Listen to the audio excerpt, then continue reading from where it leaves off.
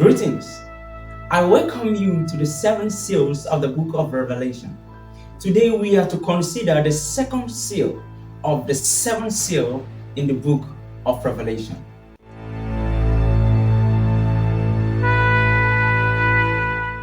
We can find this seal in the book of Revelation chapter 6 verse 3 and 4.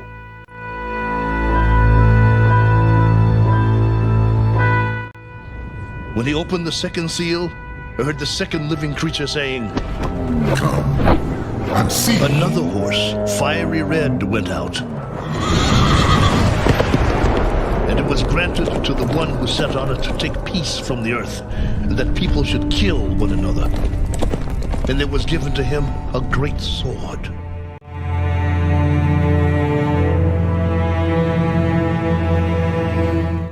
Under this symbol, something is represented that is not as pure as the first. This horse went forth to take peace from the earth and to kill. According to Bible readings, page 248, as the whiteness in the first horse denotes the purity of the gospel which each rider propagated, so the color of the second horse would show that corruption had begun to creep in when the symbol applies. It is true that such a state of things did succeed the apostolic church. My friends, at this very point of worldliness came in, the church sought alliance with the secular power, and the trouble and commotion were the result of everything. According to James Warren, he said that at the end of the 2nd century, Christianity began already to wear the garb of hedonism. The seeds of most of these errors that afterwards so entirely overran the church, marred its beauty and tarnished its glory, were already taken root. During the 2nd century, my friends, the church established by the apostles, the leaders, also began to strive among themselves for power. Do we see that today?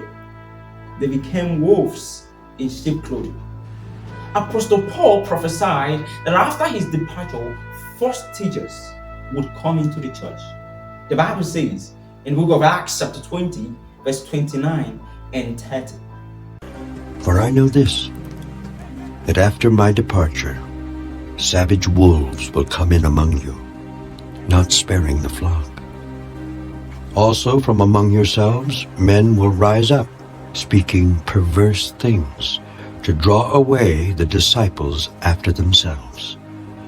Just as it was prophesied, soon after the death of the apostles, the original purity of the gospel began to be corrupted. The Bible says in the book of 2 Thessalonians chapter 2, verse 7, for the mystery of lawlessness is already at work. Even in Apostle Paul's days, the era we are creeping in. And by the 2nd century, the church of Christ was so far corrupted that the color of the horse representing the period of the church is no longer white, but red. Apostle Paul said that after his departure, the man of sin would arise and sit on the throne of God, claiming to be God himself. And my friends, the system represented by this man of sin, Apostle Paul calls him mystery of lawlessness. According to Dr. W.D. Kelly, in his book, The Ancient Church, he wrote that between the days of the apostles and the conversion of Constantine, the Christian commonwealth changed its aspects, rites, and ceremonies, of which neither Apostle Paul nor Peter ever had. All of these things crept silently into use and then claimed the rank of divine institution.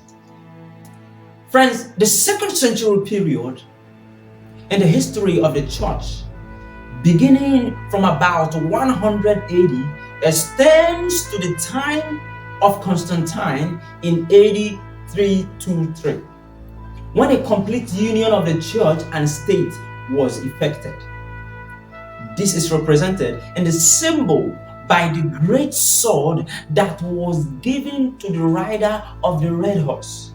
When the principles held by the church are forced by the sword of the state, then the church has really and truly received power to take peace from the earth.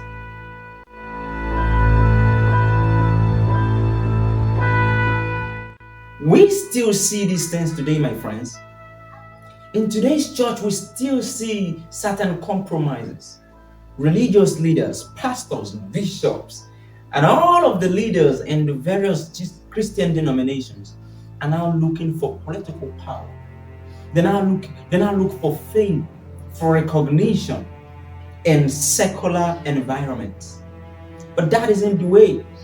That isn't what God calls us into. As you can see, the color of the horse changed. The church began to take peace from the church members.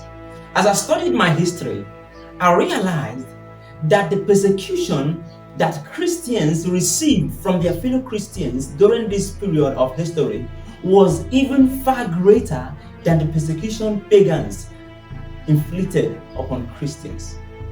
Isn't that strange? But that is what the Bible tells us.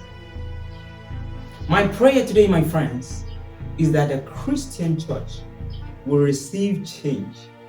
But even though majority would not change, God is calling you to receive change. Thank you for joining us for today.